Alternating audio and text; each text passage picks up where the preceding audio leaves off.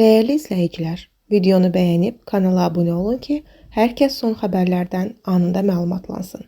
Son dövrlər qlobal iqtisadi proseslər enerji, logistika və ərzaq qiymətlərində artım müşahidə olunur. Həmçinin rəqəmsal xidmətlərə tələbat yüksəlib. Ekspertlər bütün bunların fonunda internet qiymətində artım olacağını düşünürlər. Bəs internet xidmətləri bahalaşacaq? Xəbər verilir ki, IKT eksperti Elvin Abbasovun sözlərinə görə internetin qiyməti müvafiq xidmətlərə uyğun olaraq dəyişməlidir. Amma bu proses internetin sürətinin artması ilə paralel həyata keçiriləcək. Sürət artdığına görə qiymət də artacaq.